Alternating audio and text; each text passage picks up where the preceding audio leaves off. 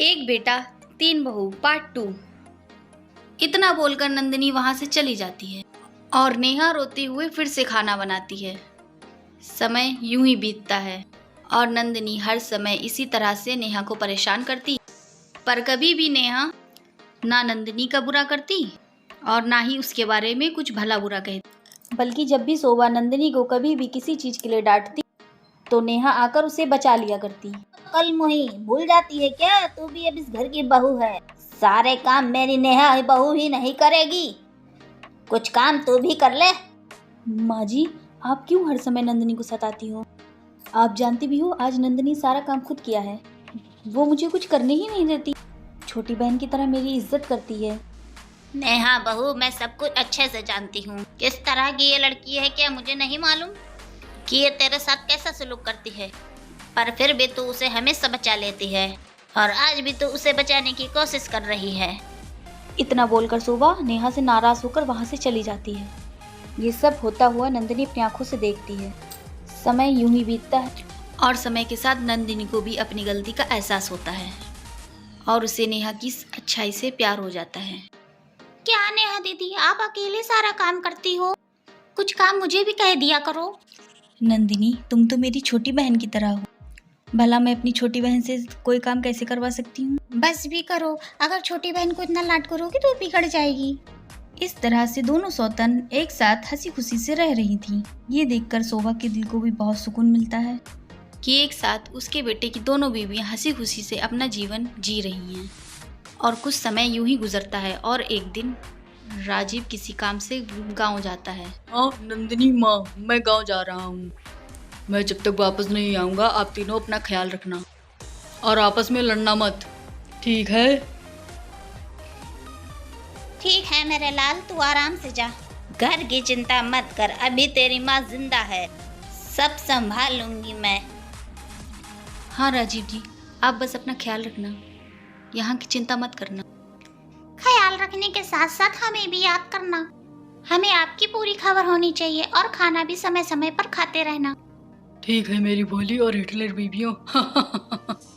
चलता हूँ मैं। राजीव अपना सामान लेकर गांव चला जाता है और मन लगाकर काम करता है। उसी बीच उसके दोस्त की शादी होती है और दोस्तों के जिद करने पर राजीव भी शादी में शामिल हो जाता है।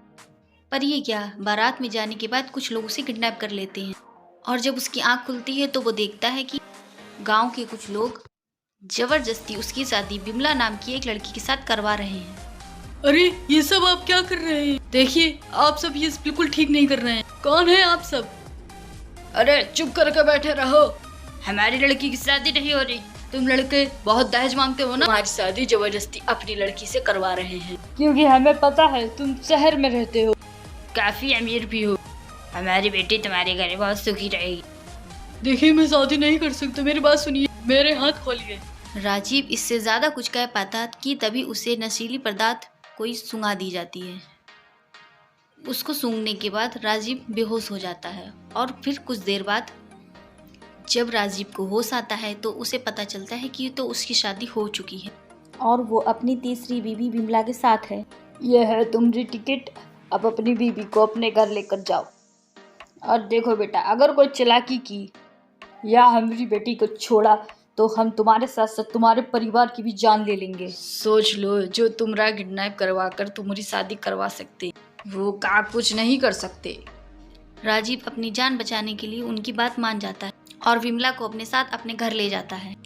अपनी तीसरी बहू को देखकर शोभा के तो होश उड़ जाते हैं और वो राजीव से कहती है, तो ये है तेरा जरूरी काम? इस लड़की के लिए तू गांव गया था क्या? क्या तू इस लड़की से भी प्यार करता है? माँ, मैं इस लड़की से प्यार नहीं करती, मेरी बात तो सुनो। राजीव अब अपने घर वालों को सारी बात बताता है। ये क्या बात हुई तुम्हारी? पहले तुम्हारी शादी तुम्हारी माँ ने जबरदस्ती करवा दी और फिर तुम ये फिर से ये बात कह रहे हो कि तुम्हारी शादी फिर से जबरदस्ती करवा दी गई। राजीव जी, मुझे आपसे ये उम्मीद नहीं थी। शादी के बाद आपने कभी भी मुझे बीबी का हक नहीं दिया और शादी की पहली ही रात मुझे नंदिनी के बारे में सब सच बता दिया। इसलिए मुझे खुशी हुई कि आपने मुझे और अपनी गर्लफ्रेंड को धोखा नहीं दिया। पर आज जो आपने शर्मनाक हरकत की है ना, उसके बाद मैं चुप नहीं बैठ सकती। बेटा, आज भी क्या तुझे मुझे मरने की धमकी देगा? आज एक काम कर तू, मुझे धमकी मत दे और जाके मर जा, क्योंकि तुझ जैसी औलाद होने से अच्छा मेरी कोई औलाद ही ना हो। हम हाथ जोड़कर आप लोगों से विनती करत हैं कि राजीव जी को कछु ना कहें। उनकी कोनो गलती नहीं है, ये सब हमारी और हमारे परिवार वालन की गलती है। हम नहीं जानते थे कि राजीव जी का पहले से ही दुई ब्याह हो चुका है। अब विमला अपनी दुख भरी कहानी अपने ससुराल वालों को बताती है। साथ ही साथ वो ये भी बताती है कि किस तरह राजीव का किडनैप किया गया और जबरदस्ती उसकी शादी उससे की गई। माँ अब तो आपको विश्वास हो गया ना कि मैंने किसी को कोई धोखा नहीं दिया, कुछ जानबूझकर किया है। माफ करना राजीव जी, हमने आपको इतना भला बुरा कहा, पर विमला हम तुम्हें नहीं रख सकते। तुम हमारे परिवार का हिस्सा नहीं हो।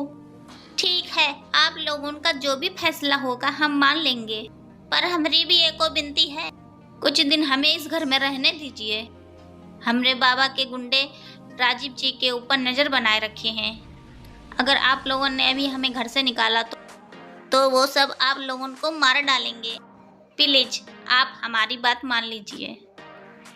राजीव की जान को खतरा था और साथ ही साथ पूरे घर पर भी, इसीलिए शोभा विमला को घर में रहने की इजाज़त दे देती। अब इसी तरह कुछ दिन बीत जाते हैं और विमला भी उस रंग में रंग जाती है। तो वहीं दूसरी ओर घर वाले भी विमला को पसंद करने। समय गुजरता है और समय के साथ अब विमला का जाने का वक्त हो जाता है। आप लोगों ने हमें बहुत प्यार दिया, हमरा बहुत ख्याल रख। अब हमको लागत है कि अब हमका यहाँ से जावे का करी। अगर हमसे कोई भूल हुई हो तो मुझे माफ करना। नहीं नहीं विमला, तुमसे कोई भूल नहीं हुई, बल्कि तुम्हारे आने के बाद तो इस घर में रौनक आ गई। हाँ विमला बहू, इसीलिए अब हम खुद नहीं चाहते कि तुम इस घर से कहीं जाओ। इस तरह से विमला के ससुराल वाले उसे अपना लेते हैं। इसी तरह से राजीव की दोनों सौतनों के साथ अब उनकी तीसरी सौतन भी उनके साथ रहती है और शोभा अपनी एक बेटे की 3 बहुओं को अपने साथ रखती है, वो भी बिना किसी भेदभाव के।